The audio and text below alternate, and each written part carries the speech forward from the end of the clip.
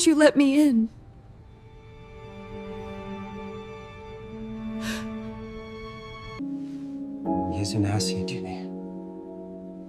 You're asking for something I don't know how to give.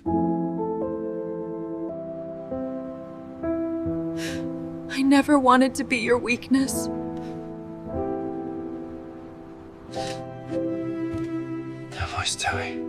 Stay. Even if I don't deserve it. 1. Intro. He built his life on rules, cold, clean, protective rules that kept every feeling at a safe distance. And she was never meant to cross that distance. But the night she signed her name on his contract, something shifted, not in her, in him. It was the way she didn't look impressed by his money, the way she didn't shrink from his silence, the way her presence cracked the walls he'd spent years cementing. People say a man only breaks his own rules for truth, or for danger. He wasn't sure which one she was yet. All he knew was that the moment she walked into his world, the world he controlled, stopped obeying him. Before we dive deeper into the unraveling of these two lives, hit subscribe to Hidden Angle Podcast, where untold stories find the light they were never supposed to reach. Now, let's continue. 2. Her world before him. Alina's world was quiet, not peaceful quiet, but the kind that settles when you're too tired to fight anymore. She lived in a tiny apartment that held more bills than memories. 1, 2, 3, Working 2 jobs 4. that barely covered the rent. She learned early that no one was coming to save her, so she stopped waiting, stopped hoping, and focused on surviving the day in front of her. Most nights, she came home long after the city had exhaled its noise, slipping into a silence that felt heavier than rest. Her phone rarely rang. Her circle was small, 2 co-workers she trusted, and a sister she hadn't spoken to in months. Trust, for her, wasn't a door you opened. It was one you kept locked because too many people had walked in and broken things. She avoided men with power, with money, with promises dressed as opportunity. She'd seen enough to know that some offers come with strings sharp enough to cut. So when she read the terms of Julian's contract, her hands trembled, not out of fear of him, but fear of herself, because taking it meant admitting she needed help.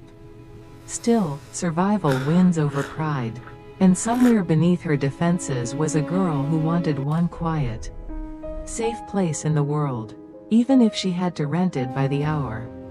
That was her life before him, heavy, restrained, built on the fragile architecture of endurance. And yet, without knowing it, she was already carrying the one thing he didn't expect, a kind of strength that didn't make noise, but made impact. 3. His rules. Julian didn't build his empire with charm, he built it with rules. Clean lines, clear boundaries, no gray areas. His world functioned because nothing and no one was allowed close enough to disrupt its order. To him, emotions were liabilities, and attachment was the fastest way to lose control. Just a moment. He crafted 3 rules years ago, carved from the aftermath of a betrayal that left him staring at the ruins of everything he once trusted. Rule 1. No attachment. Rule 2. No exceptions. Rule 3. No staying past the contract. People thought they made him cold. In truth, they kept him alive. In the hush of his penthouse, those rules were his armor, heavy, polished, always in place. Employees respected him, rivals feared him, the board depended on him, and he liked it that way, predictable and contained. But something fractured the first time he saw Elena read his contract. She wasn't intimidated, she wasn't impressed, she didn't try to charm him the way others did. She simply existed with a quiet honesty that unsettled him more than any threat ever had. Rules were supposed to shield him from people like her, people with a softness sharp enough to slip through armor. Yet he felt it, that small shift inside him, the one he didn't authorize. For a man who lived his entire life by structure, nothing was more dangerous than recognizing her as the one thing his rules were never designed to handle. 4. The contract begins. The first days of the contract felt almost mechanical, two people pretending emotions were optional. Julian kept his distance with the precision of a man who'd practiced detachment like a discipline.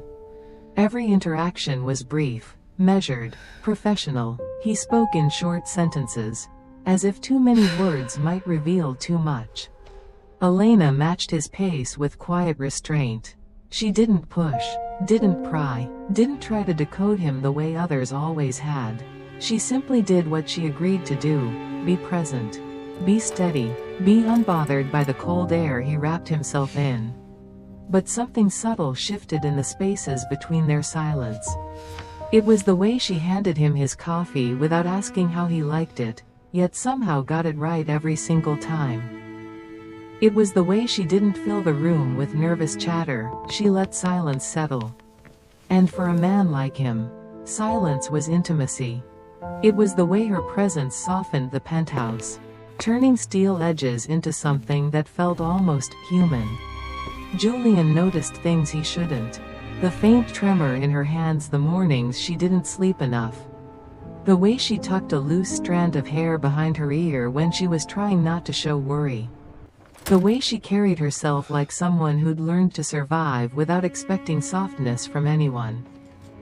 He reminded himself, again and again, that this was temporary. A structure, a contract, nothing more. Yet when their eyes met in passing, a second too long, a breath too close, he felt the boundaries he'd built tightening around the one person who wasn't trying to break them. One evening, she asked quietly, "Is this how you live, every day?" He didn't answer at first. Not because he didn't know what to say, but because no one had ever cared enough to ask. And in that moment, for the first time since the contract began, he felt a shift inside him, small but undeniable. Not attraction, not danger, but recognition. Recognition of someone who wasn't trying to take from him, but somehow kept giving him back pieces of himself he didn't know were missing. 5. The first exception. It happened on a night that wasn't supposed to matter, another long meeting. Another late hour. Another moment where Julian expected the world to run the way it always had, cold, controlled, predictable. But Elena walked into his office carrying documents he'd requested. And for the first time, he noticed something he shouldn't have. Her exhaustion wasn't silent anymore. It showed in her eyes, in the slope of her shoulders, in the way she steadied her breath before speaking. "Are you okay?" he asked before he could stop himself. The question stunned them both. Julian Cross didn't ask personal questions. He didn't care, or at least, he wasn't supposed to. Elena tried to brush it off. "I'm fine, just a long day." But her voice cracked on the last word, barely audible, like something she'd been holding in finally slipped through. He saw it, really saw it. The weight she carried, the strength she disguised as composure. The quiet fatigue of someone who'd been surviving too long on her own. Something inside him tightened, an instinct he hadn't felt in years. He stood, walked around the desk, and for a moment, she stiffened. Old habits, old fears. But instead of ordering, correcting, or dismissing, he did something that broke every rule he'd ever written. He softened. "Sit down for a minute," he said, his voice lower, calmer. "You don't have to pretend with me." She hesitated, then sat. Not because she trusted him, but because she was too tired to keep fighting the gravity of the moment. For the first time, silence didn't feel like a battlefield between them. It felt like a place to breathe.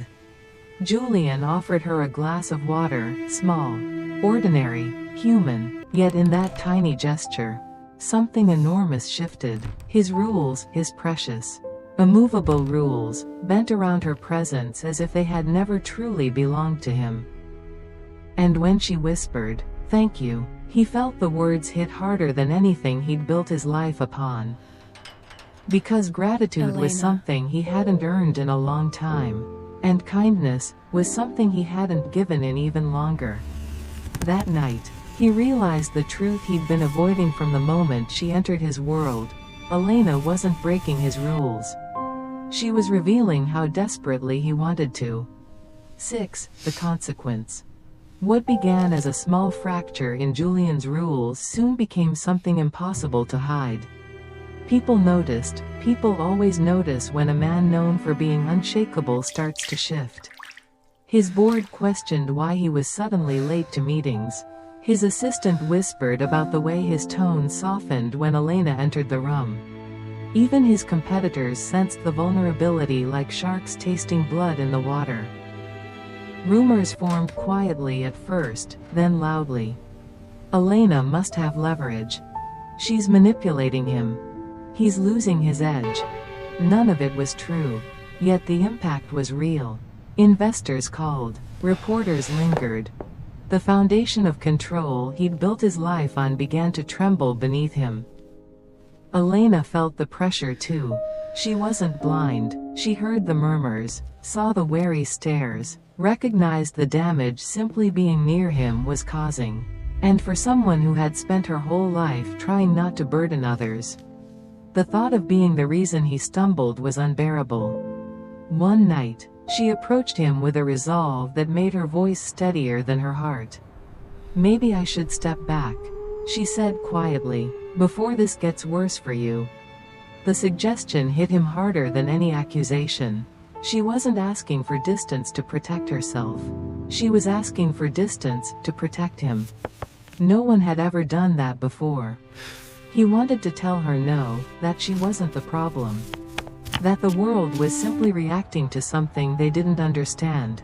But the truth was more complicated. He was changing, his choices were shifting, and the consequences were real enough to threaten everything he'd built. For a long moment, he said nothing, because admitting he needed her to stay felt dangerous. And admitting he couldn't lose her felt even worse. Their silence that night wasn't peaceful. It was heavy, sharp, stretched between fear and truth. And in the dim light of his office, both of them realized the same thing. Falling for someone is never the real risk. The real risk is what loving them costs. 7. The exception. The breaking point didn't arrive with a fight. It arrived with quiet honesty, the kind that slips past every wall because it isn't loud enough to trigger defenses. Julian found Elena standing by the large windows of his office, city lights washing over her like a soft confession. She didn't turn when he entered, she didn't have to. He could feel the distance she was preparing to create. "You're not the reason I'm falling apart," he said, his voice lower than the room. "You're the reason I'm holding together." Elena exhaled shakily. "Julian, your rules exist for a reason. I don't want to be the thing that destroys everything you built." He stepped closer, not demanding, not claiming, just choosing. "My rules were built out of fear," he admitted. "Fear of losing, fear of trusting, fear of needing someone. But you..." He paused, searching for a truth he'd spent years denying. "You didn't break my rules, Elena. You showed me they were already broken." She finally faced him, eyes shimmering with the conflict between wanting to stay and believing she shouldn't. "I don't want to be your mistake." "You could never be," he answered without hesitation. "You're the exception I never allowed myself to imagine." Silence followed, not the cold kind they used to share, but a warm, fragile quiet where two wounded people finally stopped running from themselves. He reached for her hand, not as a contract holder, not as the man with all the power, but as someone terrified of losing the first person who saw him clearly. Her fingers trembled, but didn't pull away. And for Julian, that single gesture felt louder than any declaration of love. It was permission. It was trust. It was hope, the very thing his rules were designed to shut out. In that moment, he knew the cost. Loving her meant risking everything. But losing her? That was a price he could no longer afford. If this story moved you, even a little, don't leave quietly.